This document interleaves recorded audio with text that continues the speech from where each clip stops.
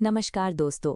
आज हम जानेंगे कि रिवर्स कैसे बनती हैं और उनका सफ़र माउंटेन से समुंदर तक कैसे होता है। एक रिवर दरअसल एक कंटिन्यूअस मूविंग सिस्टम है। ये ग्रेविटी की मदद से लगातार पानी को धरती के एक कोने से दूसरे कोने तक कैरी करता रहता है। इस डायग्राम को देखिए।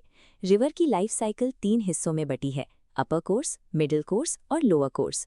यहाँ अपर कोर्स पर ध्यान दें। हर बड़ी नदी की शुरुआत ऊंचे पहाड़ों में होती है, जिसे सोर्स कहते हैं। दुनिया की सबसे विराट और विशाल नदियां भी पहाड़ों में एक नन्ही और बिल्कुल शांत धार के रूप में जन्म लेती हैं। इन ऊंचे पहाड़ों को ये इनिशियल पानी कहाँ से मिलता है? इसका सबसे पहला सोर्स है ग्लेशियर्स। बर्फ के ये विशाल पहाड़ धीरे धीरे पिघलते हैं और सदियों तक फ्रेश वाटर रिलीज करते हैं। दूसरा बड़ा सोर्स है रेन वाटर। जब रॉकी चोटियों पर तेज बारिश होती है तो वो पानी सीधा ढलान से नीचे बहने लगता है।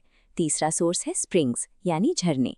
जमीन के अंदर जमा पानी प्रेशर से पहाड़ी सतह तोड़कर बाहर निकल आता है और इस सारे पानी को तेजी से नीचे ढकेलने का इंजन है ग्रेविटी। ये इनविजिबल फोर्स इन अलग अलग पानी की धार को नीचे की तरफ खींचती है, जिससे पानी फास्ट और टर्बुलेंट हो जाता है। इन तीनों नेचुरल सोर्सेज के लगातार फ्लो के बिना नदी का ये लंबा सफ़र आगे बढ़ने से पहले ही सूख जाएगा। जैसे जैसे पानी नीचे आता है, ये अकेली बूंदें और बिखरी हुई धार एक बड़ा वाटर नेटवर्क बनाना शुरू करती हैं। इस डायग्राम में पानी छोटे रास्ते बनाता है, जिन्हें गलीज कहते हैं। ये जुड़कर बड़ी स्ट्रीम्स बनाती हैं, जो मिलकर मेन रिवर बनती है। नदी जिस सतह पर बहती है वो रिवर बेड और साइड की दीवारें रिवर बैंक कहलाती हैं। सफ़र में आगे बढ़ते हुए आसपास की दूसरी छोटी नदियां आकर इस मेन चैनल से जुड़ जाती हैं। इन मिलने वाली नदियों को ट्रिब्यूटरी कहते हैं, जो मेन फ्लो को मैसिव पावर और वॉल्यूम देती हैं। इस मिडिल कोर्स का मेन टारगेट यही है: हजारों छोटी स्ट्रीम्स और ट्रिब्यूटरीज का पानी जमा करके एक विशाल ताकतवर नदी बनना। जब ये चौड़ी और विशाल नदी पहाड़ों से निकलकर प्लेन्स यानी समतल जमीन पर आती है तो इसके बहने की स्पीड काफ़ी कम हो जाती है। प्लेन्स में पानी मुड़ना शुरू कर देता है। चार्ट में इन मोड़ को मियांडर कहते हैं।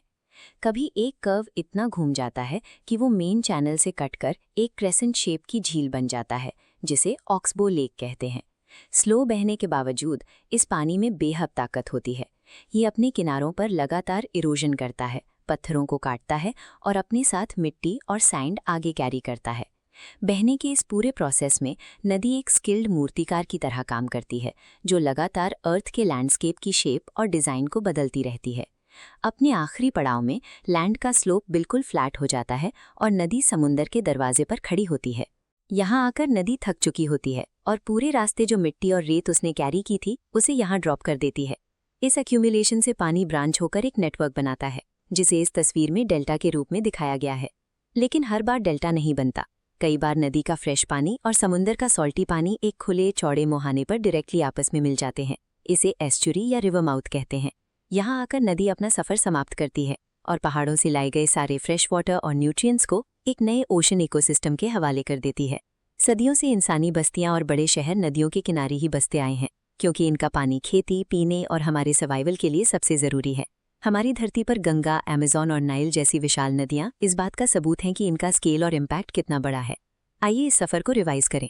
ऊंचे सोर्स पर शुरुआत, स्ट्रीम्स और ट्रिब्यूटरीज में गैदरिंग, मियांडर्स बनाते हुए डेल्टा से गुजरकर सीधा समुंदर में।